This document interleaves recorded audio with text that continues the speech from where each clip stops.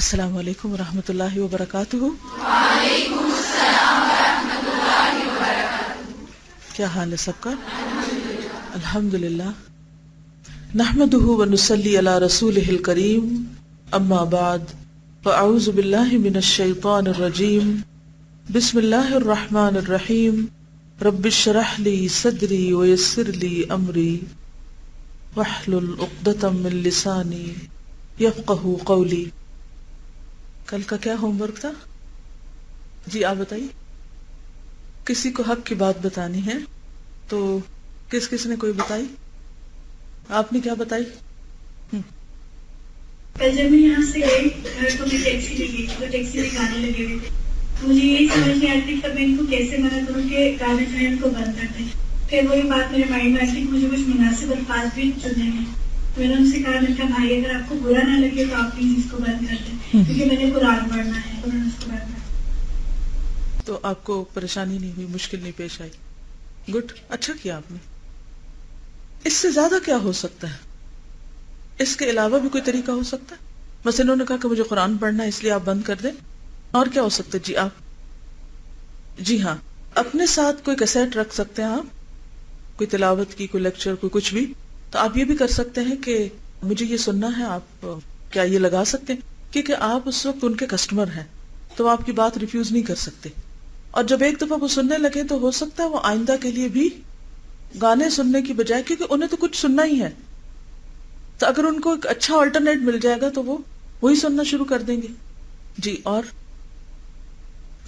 وعلیکم السلام. میرے بہن کے ساتھ کل بات ہو رہی تھی تو وہ بتا رہی تھی کہ میرا کالج میں ارینجمنٹ لگا تو مجھے یہ صرف کہا کہ 45 منٹس ہیں اور ان کو تم نے گزارنا ہے. تو میں نے کہا کہ آپ نے پھر کیا کیا نا اتنے ٹائم میں؟ انہوں نے بتایا کرتی کہ بس میں بیٹھی تھی، میں بھی ان کا منہ دیکھتی تھی اور ایک دوسرے کے ساتھ یہ سلسلہ ہمارا جاری تھا. میں نے کہا کہ آپ نے ایک بات سیکھی اور بہت میری تو تبدیلی آئی کل کے لیسن سے کہ ہمیں خیر کی بات جو ہے نا اگر ہمارے پاس ہے تو ہمیں سے آگے پہنچانا ہے. تو آپ کو نا تھوڑا سا ان پہ نالج پہ ان کو تھوڑا سا بتا دینا چاہیے تھا، باری ٹائم نہیں جانا. لیکن اچھا انہوں نے بتایا تھا، انشاءاللہ میں پوری کوشش کروں گی کہ جب میرا ارینجمنٹ ہے تو میں اس کے بڑے اچھے طریقے سے جو ہے وہ مینیج کروں. جی تو اس میں آپ بتائیے کہ اس سے زیادہ آپ کیا کر سکتی تھی، یا ان کو مشورہ دیجئے اس سے زیادہ یہ کیا کر سکتی تھی. انہوں نے بہت اچھا کیا، ایک چیز انہیں پتہ چلی اور انہوں نے آگے کنوے کی. جی آپ بتائیے. جی ان کو آپ کوئی بک ساتھ ہی سجیسٹ کرتی کہ مثلا آپ اس بک کا یہ چیپٹر شیئر کر سکتی ہیں اگر آئندہ اگر کبھی آپ کے ساتھ ایسا ہو. یا جو الہدا میں چھوٹے چھوٹے پمفلٹس ہوتے ہیں نا مختلف ٹاپکس پہ، اگر آپ دیکھیں تو سٹال پر ہوں گے، جیسے درود شریف کے بارے میں ہے، ان حالات میں کیا کریں، فجر کی نماز کے لیے کیسے بیدار ہوں، زبان کی حفاظت، جمعے کے فضائل وغیرہ وغیرہ. اسی طرح صرف الہدا کے نہیں اور جگہوں کے بھی آپ کو ایسے پیمفلٹس ملیں گے. تو کچھ نہ کچھ اپنے بیگ میں ایسا ایکسٹرا رکھا کیجئے کہ جو آپ کسی کو جب مشورہ دیں تو ساتھ ہی اس کو کوئی چیز بھی دے دیں کہ آپ اس کو اپنے بیگ میں رکھیں، کیونکہ بہت بھاری بھاری چیزیں اٹھانا مشکل ہوتی ہے. مثلا اگر آپ انہیں کہیں کہ آپ اپنے بیگ میں دوائی شافی رکھا کریں تو اس سے کیا ہوگا، وہ نہیں رکھ پائیں گی کیونکہ ہیوی کتاب ہے، وزن میں بھی اور الفاظ میں بھی. اور کیا ہو سکتا ہے؟ جی میرے فادر لا کی اچانک مجھے طبیعت خراب ہوئی تو صبح خیر ہم گھر میں ہی تھے، ان کو یورین بیگ بھی لگا ہوا تھا، کافی تکلیف تھی. تو میں نے جب فجر پڑھی تو مجھے ایک دم یہ خیال آیا کہ پتہ نہیں وہ نماز پڑھ رہے ہیں یا نہیں، پتہ نہیں مجھے پڑھی جائے گی بھی یا نہیں. تو میں تھوڑا ڈر بھی رہی تھی کہ میں نے کہا وہ کہیں گے میں اتنی تکلیف ہوں تو مجھے نماز پڑھ رہی ہوں. تو میں ان کے پاس گئی تو پہلے میں نے ان سے پوچھا کہ میں آپ کو دبا دوں اگر آپ کو درد ہو رہی ہے؟ تو کہتے نہیں. تو میں نے کہا آپ نے نماز پڑھی ہے؟ کہتے نہیں. تو میں نے کہا پھر ایسا کریں آپ نماز پڑھ لینا تو آپ کو ریلیف ہو جائے گا. تو کہتے ہیں کہ نہیں میں جس طرح یورین آ رہی ہے میں تو صاف نہیں ہوں. تو میں نے کہا کوئی بات نہیں، اللہ تو دیکھ رہا ہے. تو پھر کہتے ہیں میرا تو منہ ادھر اور کعبہ ادھر ہے، مطلب بالکل اپوزٹ تھے. تو میں نے کہا کوئی بات نہیں، ہم آپ کو بھی مطلب ہلا نہیں سکتے، بیڈ کو کچھ نہیں کر سکتے، تو آپ جیسے جس حال میں آپ پڑھ لینا. الحمدللہ انہوں نے نماز پڑھی، اس کے بعد کروٹ لی، پھر میں تھوڑا سا ان کو دبایا تو مجھے بڑا وہ ہوا کہ ان کی کنڈیشن بھی ایسی تھی اور مجھے تھا کہ وہی والی بات ہے کہ ہمیں نہیں پتا کہ ہماری کون سی نماز آخری ہو. تو مجھے اس سے اتنے ہیلپ ہوئی کہ مجھے پھر یہ خیال آیا کہ ہم لوگوں کے اندر تھوڑی سی جھجک ہوتی ہے، اگر ہم اس کو تھوڑا سا اپنے آپ کو پریپیئر کر لیں کہیں جانے سے پہلے اور تھوڑا سا سمجھا لیں اپنے آپ کو کہ میں نے کیا کرنا ہے، تو الحمدللہ اللہ کی طرف سے آسانی ہوتی ہے. الحمدللہ. آپ نے بہت اچھا کیا. اس کو تھوڑا سا آپ یوں بھی کر سکتی تھی کہ مثلا آپ نے نماز پڑھ لی, اس کی بجائے آپ کہتے ہیں آپ نماز پڑھیں گے, یعنی جملے کے تھوڑا سا فرق ہو جاتا ہے, 19-20 کا ہی فرق ہے لیکن تھوڑا ذرا سافٹ ہے کہ آپ نماز پڑھیں گے. اگر وہ کہیں کہ میں تو ناپاک ہوں یا, تو آپ کہیں میں آپ کی مدد کر دیتی ہوں. کیونکہ مشکل اس وقت یہی ہوتی ہے کہ انسان کو وہی قبلے کا تعین, تیمم کرنا. اب ایک شخص جو اپنے بیڈ سے ہل بھی نہیں سکتا, اگر اس کو آپ صرف یہ کہہ دیں کہ آپ نماز پڑھیں تو وہ بیچارہ پڑھ ہی نہیں سکے گا. تو اگر ہم اس وقت مزید ایکشن لے کر نماز کے جو پڑھنے کے جو اس وقت ضروریات ہیں ان کو فراہم کر دیں, جیسے ہم تیمم کی مٹی لے جائیں یا قبلے کے رخ میں اگر مدد کر دیں اگر پاسبل نہ ہو تو پھر تو اینما تولوا فثم وجہ اللہ. اور پھر یہ ہے کہ جیسے صبح شام کی دعائیں ہیں تو تھوڑی دیر جیسے دبا رہے ہیں تو ساتھ ہی دعائیں پڑھ کر دم بھی کر دیں. اور یہ جو چھوٹی سی دعا ہم نے دوا شافی میں پڑھی تھی, اسأل اللہ العظیم رب العرش العظیم ان یشفیک, بلکہ میں آپ سب کو یہ مشورہ دوں گی کہ اگر کوئی بھی ایسا شخص بیمار ہو یا ہسپتال میں کسی کے پاس جائیں تو ایک چھوٹے سے پوسٹر کی شکل میں ہم نے اس کو پرنٹ کیا, اس کو آپ وہاں پر لگا سکتے ہیں اور ہر آنے والے کو آپ کہہ سکتے ہیں کہ آپ یہ پڑھ کر ان کو دعا دے دیں. 7 دفعہ اس کو پڑھنا ہوتا ہے. اس میں کیا ہوتا ہے کہ اگر کسی کی موت نہ لکھی گئی ہو تو اللہ تعالیٰ بہت جلد اس مریض کو شفا دے دیتے ہیں. تو یہ ان کے لیے ایک طرح سے تسلی اور اطمینان کا باعث بنتا ہے. کوئی اور اپنا کوئی ایکسپیرینس شیئر کرے گا؟ جی جی میرا بڑا بیٹا جو ہے وہ 8 ایئرس ہے اور وہ بہت باتونی ہے. اور کل کا جو میں نے لیکچر پڑھا تو مجھے بہت احساس ہو رہا تھا کہ ہمیں بہت فضول باتوں میں یا اس طرح کی یوز لیس ٹاک میں ٹائم ویسٹ نہیں کرنا چاہیے. تو وہ کل ویسے ہی لگا ہوا تھا باتیں کرنے ادھر ادھر کی, تو میں نے اسے یہ سمجھایا کہ دیکھو جو فضول باتیں ہوتی ہیں ان کا کوئی فائدہ نہیں ہوتا. اگر اسی ٹائم میں تم تھوڑا سا اللہ کا ذکر کر لو, مثلا چھوٹی سی بات الحمدللہ یا سبحان اللہ کہہ لو, تو تمہیں دیکھو فائدہ ملے گا, اس کا آخرت پہ کتنا تمہیں ریوارڈ ملے گا. اور جو تمہارے اینجلز ادھر بیٹھے ہوئے ہیں اس کو ریکارڈ کریں گے. تو جو تم مثلا مجھے کسی کارٹون کی اسٹوری بتا رہے ہو یا کوئی اور باتیں میرے ساتھ کر رہے ہو, تو اس کی جگہ تم کوئی کنسٹرکٹیو اللہ کی کوئی بات کر لو. آپ نے ذکر کا سکھایا, یہ بھی اچھا ہے, لیکن اس موقع پر ایک اور چیز بھی آپ سکھا سکتے ہیں, اور وہ یہ ہے کہ آپ اس کو کوئی اور اچھی بک ریڈ کرنے کے لیے دیں اور اسے کہیں کہ اب اس کو ریپروڈیوس کرو میرے سامنے, اس کو بتاؤ. کیوں؟ اس لیے کہ بچوں کا ایک لرننگ ایج بھی ہوتی ہے نا, اور اس میں ان کو ایکسپریشن بھی چاہیے ہوتا ہے. اگر ہم بالکل ان کو خاموش کر دیں, ذکر ضرور سکھائیں, ذکر بھی ان سے ضرور کروائیں, بلکہ بہت چھوٹے بچوں سے ذکر شروع کرائیں, لیکن اس کے ساتھ ساتھ یہ کہ ان کو کمیونیکیشن سکلز بھی سکھائیں. اور اس کا طریقہ کیا ہے کہ مثلا اگر آپ سے وہ ضد کریں کہ وہ انہوں نے ضروری کارٹون دیکھنے, تو اگر آپ ان کو ایک ریسٹرکٹڈ ٹائم میں تھوڑا الاؤ کرتے ہیں, اس کے بعد آپ کہیں کہ اچھا مجھے بتاؤ کیا دیکھا. جب وہ دیکھ لیں گے کہ کیا دیکھا, یا تو ساتھ بیٹھ جائیں اور اسی وقت بتائیں, یا پھر یہ کہ جب وہ بتانے لگیں گے تو پھر آپ ان سے کوشچن کریں. مثلا وہ کہیں کہ میں نے دیکھا کہ کارٹون میں گھوڑا اڑ رہا ہے, تو آپ کہیں گھوڑا اڑتا ہے.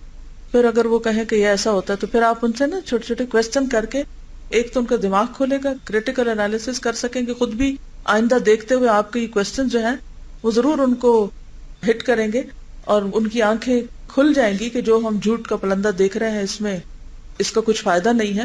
اس کے بجائے وہ حقیقت پر مبنی چیزیں جو ہیں وہ کریں گے. کیونکہ عام طور پہ لوگ اس میں یہ جسٹیفیکیشن دیتے ہیں کہ بچوں کو تخیلاتی ہونا چاہیے, اور ایسی ساری چیزیں جو ہوتی ہے اگرچہ جھوٹ ہے مگر تخیل میں اضافہ کرتی ہیں یا انسان کو زیادہ سے زیادہ بہتر سوچنا سکھاتی ہیں, ان کا ذہن وسیع کرتی ہیں. لیکن میں سمجھتی ہوں کہ جو چیز بھی جھوٹ پر بیسڈ ہے اس میں کوئی خاص فائدہ نہیں ہے. اس سے بہتر ہے کہ انسان ان کو بہتر آلٹرنیٹ دے. جی وعلیکم السلام. کل نا ایک لڑکی ہے یعنی سے میری بات ہو رہی تھی, ان کی شادی پلان کر رہی ہے وہ, تو سوٹ پہ ان کی بات ہوئی کہ آئی وانٹ ٹو بائی, اور بہت اچھا مہنگا سوٹ تھا, تو 1 لاکھ 2 لاکھ تک کا نا. میں نے انہیں کہا کہ ایسا کرے نا کہ میری خالہ تھی اور ان سب کی شادی ہوئی, سوٹ ایسی پڑے ہوئے نا. تو وہ پہلے سوچنے لگی, میں کہ ہاں باقی میری بھابھی کا سوٹ بھی ایسی پڑا ہوا ہے, مجھے بتایا میں نے ڈیزائنر سے بنوانا ہے, مجھے بتایا میں کیا کروں گا. میری عادت ہے کہ میں اپنی ڈائری میں نا جو بھی لوگ مجھے پتہ لگتے ہیں قرآن پڑھنے میں اور اس طرح کا کام کر رہے ہیں, کوئی ڈیزائننگ میں ہے, میں ان کے نام اور پتے ان کے نوٹ کر لیتی ہوں نا. تو وہ میں نے اس کو نکال کے میں نے کہا یہ ڈیزائنر ہے, بہت اچھی ہے, تم اس سے بات کرو, یہ تمہیں بہترین گائڈ کرے گی کہ کس طرح سے ہے. اور آئی ڈنٹ ٹیل ہر کہ وہ قرآن پڑھتی, لیکن میں نے کہا کہ تمہیں بتائے گی کہ کس طرح سے تم اس کو ڈیزائن کرو, اور تمہارا جتنے بھی شوق ہیں سارے وہ تمہیں بتا دی. کہتی ہاں ٹھیک ہے. مطلب کہ ہم بتاتے ہوئے اس لیے گھر والے میں علم نہیں ہوتا, آلٹرنیٹس میں پتہ نہیں, آلٹرنیٹ نہیں پتا ہوتے. کیونکہ جب لوگوں کو بہتر آلٹرنیٹ دے دیے جائیں تو اس سے کیا ہوتا ہے کہ وہ اس برائی سے بچ جاتے ہیں جس میں وہ اپنے لا علمی اور جہالت کی وجہ سے پڑے ہوئے ہوتے ہیں. کیونکہ جہالت ایک ایسی چیز ہے کہ جس کی وجہ سے انسان اپنے آپ کے ساتھ دشمنی کر رہا ہوتا ہے انجانے میں. اور اس سے زیادہ خطرناک چیز کیا ہو سکتی کہ کوئی شخص اپنا خود دشمن بن جائے. تو اگر آپ کسی کو بھی یہ بتائیں گے نا کہ دین کو نہ جاننے کا نقصان کیا ہے، اپنے ساتھ دشمنی. جیسے دنیاوی امور میں بھی اگر ہم نہیں جانتے، بس اگر مارکیٹ کا ریٹ نہیں ہمیں پتا اور ہم ایسے شاپنگ کرنے چل پڑتے ہیں، تو کیا کر رہے ہیں؟ اپنے ساتھ دشمنی. اگر ہمیں نہیں پتا کہ ہماری بیماری کے لیے کون سا ڈاکٹر یا کون سی جگہ زیادہ مفید ہے اور ہم ایسے کسی کے پاس جا پہنچتے ہیں، تو اس میں بھی نقصان ہو سکتا ہے. تو جس چیز کے بارے میں ہم نہیں جانتے اس کو کرنے میں اپنا ہی نقصان ہوتا ہے. تو آپ سب نے نوٹ کر لیا اپنے پاس پوائنٹ کہ ہم نے جتنی بھی خرابیاں ہو رہی ہیں، مثال کے طور پر ہم نے جو پہلا مشورہ تھا کیسٹ دینے کا، that was also an alternate. اس کے بعد دوسرا آلٹرنیٹ کیا بتایا تھا ہم نے؟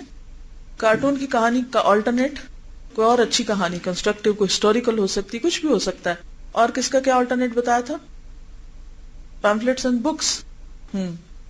تو ایکچولی اگر آپ نوٹ کریں تو آپ کسی بھی چیز کو اگر ہٹانا چاہیں گے، کیونکہ ایسی چیزیں لوگوں کی سپورٹ بنی ہوئی ہے نا، لوگ ان کے اوپر ریکلائن کرتے ہیں، تو اگر آپ وہ نکال دیں گے تو گر پڑیں گے، تو وہ کبھی آپ کی بات نہیں سنیں گے. تو آپ کیا کریں؟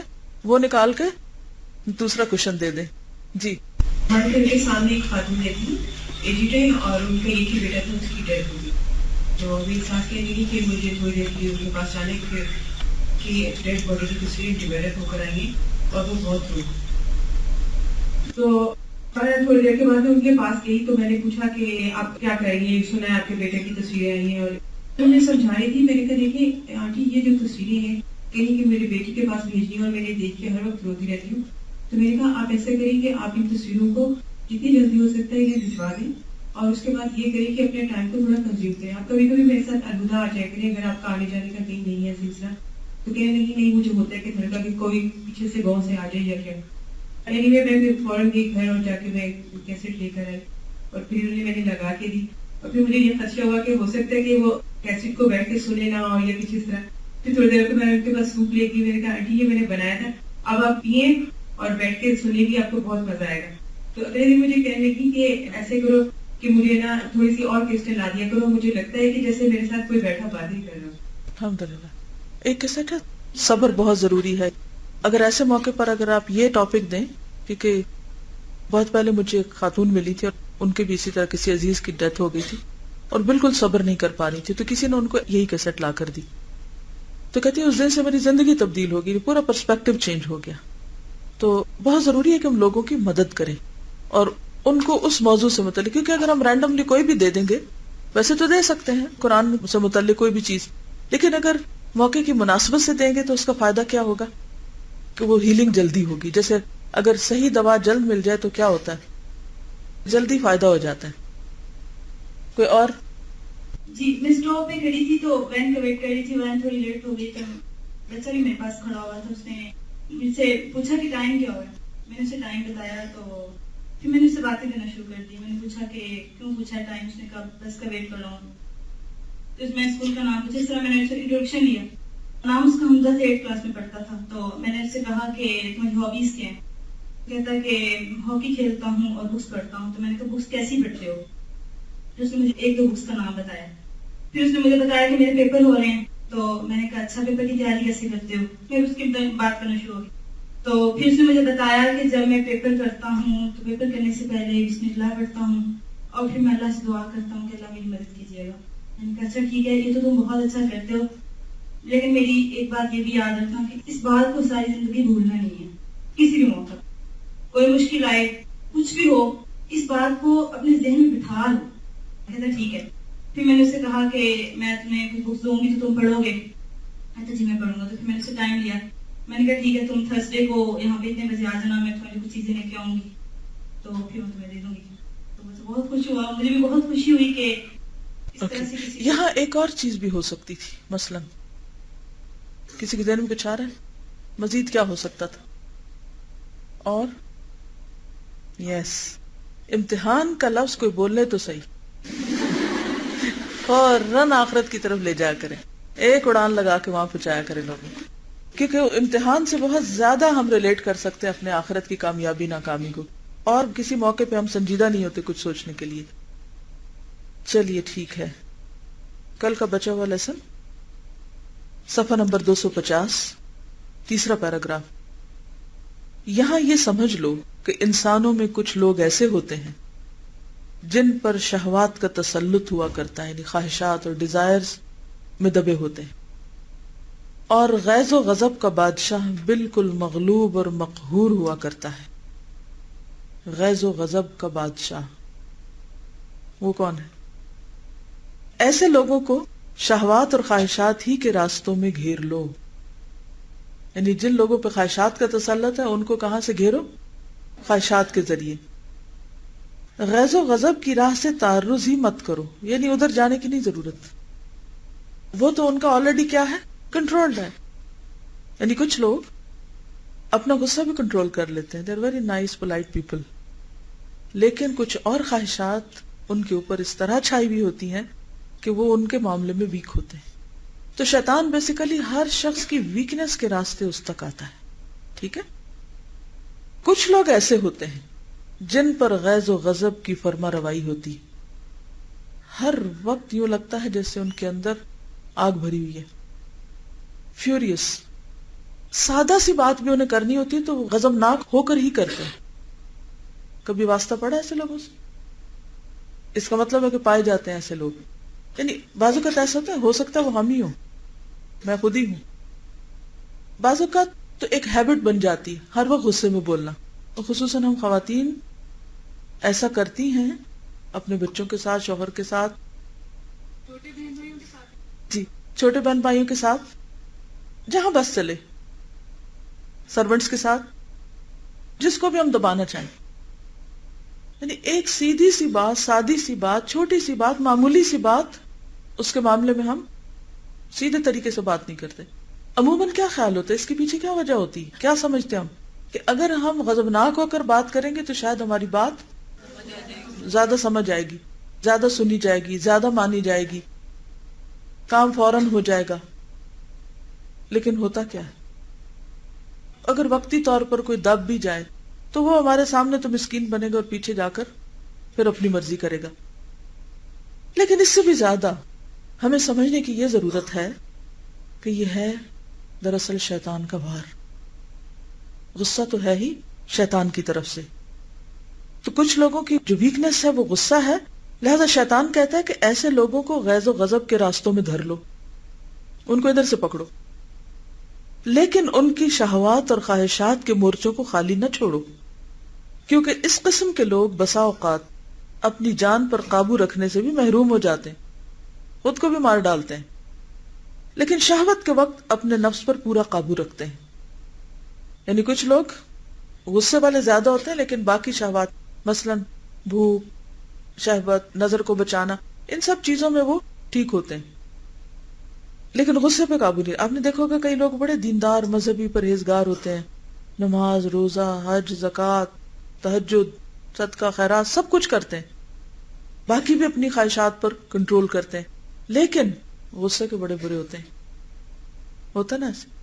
اور یہ اکثر میں نے دیکھا ہے کہ جو زیادہ تر دیندار کے نام سے پہچانے جاتے ہیں ان پہ شیطان اس راستے سے بہت آتا، کیونکہ ان کے دن میں وہ ڈال دیتا ہے کہ تم باقی سب سے اچھے ہو، لہذا تمہیں تو اجازت ہے کہ تم جس پہ جیسے چاہو روب جماؤ. ان کے بعد تم ان کی قوت غیظ و غضب اور قوت شہوت میں عقد زوجیت جوڑ دو، ان دونوں کو اکٹھا کر دو. پھر غیظ و غضب کی راہ سے شہوت کو بلا لو اور شہوت کی راہ سے غیظ و غضب کو. اس طرح تمہارا کام بڑی خوبی سے انجام پاتا رہے گا. خوب سمجھ لو کہ آدم کی اولاد کو زیر کرنے کے لیے یہ دو چیزیں زبردست ہتھیار ہیں، لہذا ہمیں ان دو مورچوں کی خوب ناکہ بندی کرنی، ان کے اوپر بہت ہوشیار ہو کے نظر رکھنی. کون سی؟ شہوات اور غیظ و غضب. ان کے والدین کو میں نے شہوت کے ذریعے جنت سے نکال باہر کیا. وہ خواہش تھی نا پھل کھانے کی، حالانکہ بہت کچھ تھا جنت میں اس کے علاوہ بھی. غیظ و غضب کے ذریعے ان میں عداوتوں کی آگ مشتعل کر دی، یعنی دشمنیاں پیدا کی اور ان کے رشتے توڑ دیے ہیں، خون ریزیوں کے میدان گرم کیے ہیں. اسی غیظ و غضب کے ذریعے آدم کے ایک بیٹے کے ہاتھوں اس کے بھائی کو قتل کرایا ہے. حابیل قابیل کا قصہ سب کو معلوم. خوب سمجھ لو کہ غیظ و غضب اولاد آدم کے قلوب میں ایک انگارہ ہے. غصہ کیا ہے؟ انگارہ جو دل میں سلگتا ہے. اور شہوت آگ کا شعلہ جو قلب کے انگارے سے مشتعل ہوتا ہے، یعنی وہاں سے اٹھتا ہے. اور یہ آگ وضو، نماز، ذکر الہی، تکبیر و تحلیل، تسبیح اور تلاوت قرآن سے ٹھنڈی ہو جاتی ہے. تم نہایت ہوشیاری سے کام لو. غیظ و غضب اور شہوت کے اوقات میں انہیں وضو اور نماز وغیرہ کے قریب نہ جانے دو. کیونکہ عام طور پر کیا کہتے لو، ابھی میرا موڈ نہیں ہے. کوئی اس وقت یہ بھی کہہ دینا نماز پڑھ لو تو اس کی بھی شامت آ جائے گی کہ اس سے ان کے غیظ و غضب اور شہوت کی آگ ٹھنڈی ہو جائے گی. ان کے پیغمبر صلی اللہ علیہ وسلم نے ایسے موقعوں پر انہیں وضو اور نماز کی تاکید کی ہے. ارشاد فرماتے ہیں ان الغضب جمرۃ فی قلب ابن آدم اما رأیتم من احمرار عینیہ وانتفاخ اوداجہ فمن احس بذلک فلیتوضأ. ترمذی فتن. غصہ انسان کے قلب میں ایک انگارہ ہے. کیا تم نہیں دیکھتے کہ اس غصے والے کی آنکھیں سرخ ہو جاتی اور کنپٹیاں پھول جاتی؟ جو شخص غصہ محسوس کرے اسے چاہیے کہ فوراً وضو کر لیا کرے. یاد رہے گا، ہمارا تو حال یہ کہ ہمارا دل چاہتا ہے ایک دفعہ بس وضو کریں، ساری نمازیں اسی سے ہی پڑھ لیں. سب زیادہ سستی بھی اسی میں ہوتی ہے، کیونکہ شیطان نہیں چاہتا کہ ہم بار بار وضو کریں، کیونکہ بار بار وضو کریں گے تو کیا ہوگا، غصہ ٹھنڈا ہوتا رہے گا تو پھر اس کا کام ہونے کا نہیں، لہٰذا وہ اس سے بھی سستی دلواتا ہے. اور پھر فرمایا انما تطفأ النار بالماء، یہ آگ پانی ہی سے ٹھنڈی کر لی جائے. اور خود اللہ تعالیٰ نے انہیں یہ ہدایت فرمائی ہے کہ تمہارے خلاف وہ صبر و ثبات سے کام لیں اور نماز سے استعانت حاصل کریں. لہٰذا تم انہیں وضو اور نماز سے بھٹکا دو، انہیں اللہ سے غافل اور بے خبر کر دو، اور شہوت و غضب کی آگ مشتعل کر کے ان پر غلبہ پالو. تمہارا بہتر سے بہتر اور تیز سے تیز ہتھیار یہی ہے کہ تم انہیں غفلت اور خواہشات میں الجھا دو. تمہارے خلاف ان کا بہتر سے بہتر ہتھیار اور مضبوط قلعہ ذکر الہی اور خواہشات کی مخالفت ہے. تم کسی کو جب دیکھو کہ وہ خواہشات سے گریز کر رہا ہے، یعنی خواہشات کے پیچھے نہیں جا رہا، ان چیزوں جن کو اللہ نے حرام کیا ان کی طرف نہیں جا رہا، تو تم اس سے دور بھاگو، اس کے سائے میں بھی کھڑے نہ رہو. مقصود یہ ہے کہ معاصی اور گناہ وہ اسلحہ ہیں کہ جن کے ذریعے انسان خود اپنے دشمن کی امداد کرتا ہے اور اپنے دشمن کو اپنے خلاف یہ اسلحہ استعمال کرنے کا موقع دیتا ہے. انہی ہتھیاروں سے شیطان انسان کے مقابلے میں جنگ کرتا ہے. انہی ہتھیاروں سے شیطان انسان کے مقابلے میں جنگ کرتا ہے. اور جاہل بے سمجھ لوگ خود اپنی جان کو ہلاک کرنے میں شیاطین کے مددگار بن جاتے ہیں. کسی شاعر نے کیا اچھا کہا ہے، ما یبلغ الاعداء من جاہل ما یبلغ الجاہل من نفسہ. جاہل سے جس قدر امداد اس کے دشمنوں کو پہنچتی ہے، اس قدر امداد ایک جاہل خود اپنی ذات سے بھی نہیں پاتا. کیا مانا؟ جاہل جہالت کر کے اپنے دشمنوں کو کیا فراہم کر دیتا ہے؟ اپنے خلاف امداد یا ہتھیار. اتنی امداد ایک جاہل خود اپنی ذات سے بھی نہیں پاتا، یعنی خود اپنی ذات سے وہ اتنا فائدہ نہیں اٹھاتا جتنا وہ اپنی جہالت کی بنا پر اپنے دشمن کو اپنے خلاف سامان مہیا کر دیتا ہے. مثلا اب دیکھیے کہ اس وقت فیس بک جو ہے انٹرنیٹ پہ وہ کیا ہے؟ خواہشات کا منہ بولتا ثبوت. موسٹلی اس پر میسیجز کیا ہوتے ہیں؟ اس پر کوشچن کیا ہوتے ہیں؟ Your status, what are you doing, اور moods, habits, likes dislikes, اور favourite personalities, whereabouts, pictures, special events in your life. اب آپ خود سوچیں، یہ سارا کچھ آپ کس کو فراہم کر دیتے ہیں؟ پوری دنیا کو، اپنے ہاتھ سے. کیا یہ عقل مندی کی بات ہے؟ کہاں گئی آپ کی پرائیویسی؟ کہاں گئے وہ حجاب؟ اللہ نے حجاب صرف کپڑے کی شکل میں نہیں رکھا، ان چیزوں کا بھی ایک حجاب ہوتا ہے. کوئی عقل مند انسان اپنے موڈ کا اشتہار دنیا بھر میں نہیں دیتا، کیونکہ وہ گلوبل سائٹ ہے نا. پوری دنیا کو یہ نہیں بتاتا کہ میں اس وقت بورڈ ہوں، یا میں غصے میں ہوں، یا بہت خوش ہوں، یا میں آئس کریم کھا رہا ہوں. سلی لو قسم کی بیکار باتیں اس پر لکھی ہوتی اور لوگ شوق سے نہ پڑھ رہے ہوتے. اس سے کیا فرق پڑتا ہے کہ کس کا موڈ کیسا ہے؟ یہ کون سا علم نافع؟ یہ تو شہوت کے راستے سے ہم اپنے خلاف دشمنی کر رہے ہیں. لیکن کوئی اور مثال دیجئے جہالت والی. جی شابش. کم علمی میں کوئی بات بغیر تحقیق کے بات آگے کر دینا، اس سے کیا نقصان ہوتا ہے؟ آپ دوسروں کو اپنے خلاف ایک حجت دے دیتے ہیں. آج کل ایک بہت رواج ہے میسیجز فارورڈ کرنے کا، ہے نا؟ اور بہت سے لوگ لا علمی میں غلط میسیجز آگے سے آگے فارورڈ کرتے رہتے ہیں.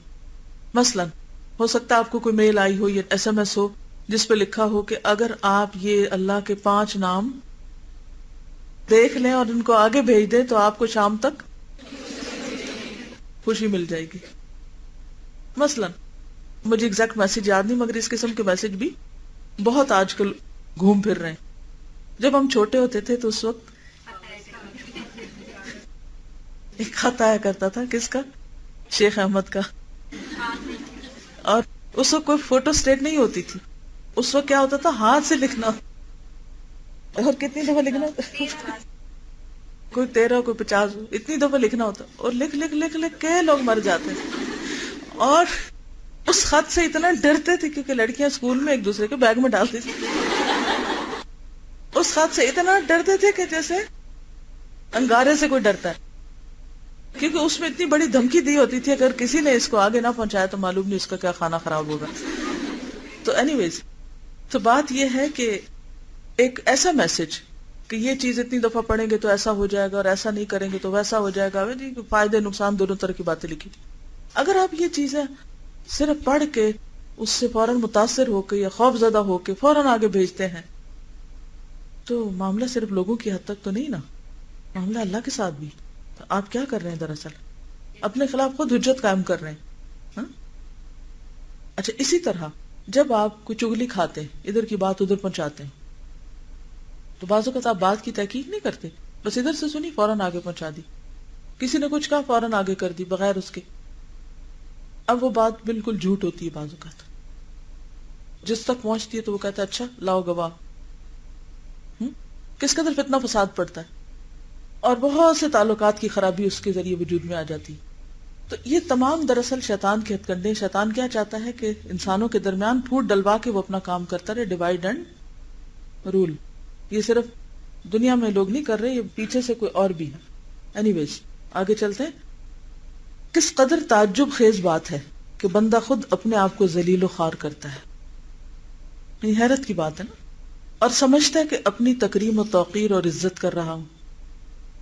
بعض اوقات لوگ اپنی بہت ڈینگے مار رہے ہوتے ہیں، اپنی بڑائیاں بیان کر رہے ہوتے ہیں، میں نے کچھ اس طرح کی باتیں بڑے مزے لے لے کے اپنی باتیں کر رہے ہوتے ہیں. وہ سمجھتے ہیں کہ اس سے ہمارا بڑا روب پڑے گا دوسروں پر، لیکن دراصل دوسرے لوگ سن سن کے ہنس رہے ہوتے ہیں یا افسوس کر رہے ہوتے ہیں دوسرے کی جہالت پر کہ کس قدر احمق ہے جو اس طرح. ہمیں تمہاری باتوں سے کیا انٹرسٹ.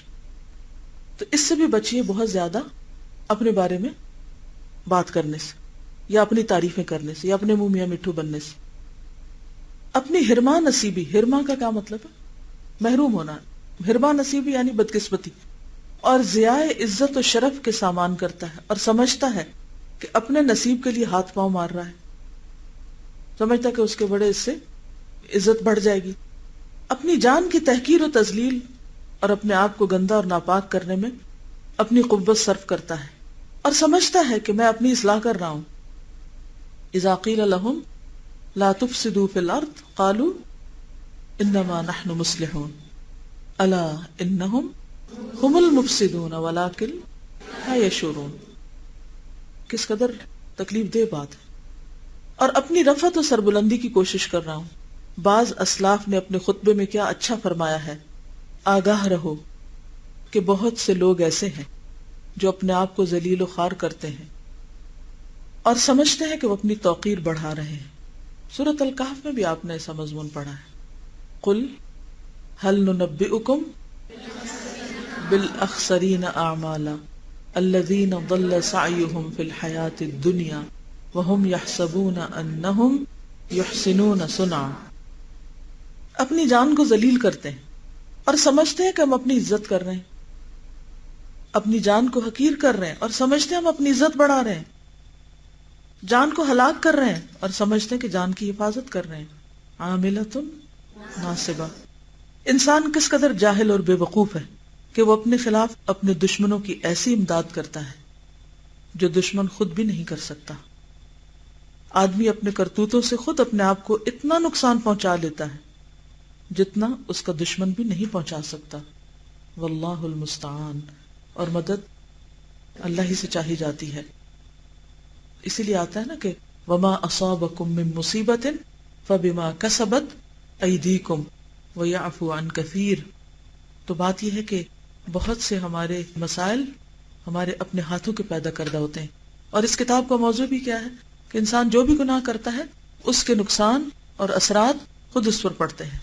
یعنی ان احسنتم احسنتم لانفسکم وان اسأتم فلہا. اوکے.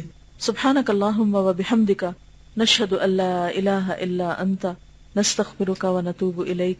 السلام علیکم ورحمۃ اللہ وبرکاتہ.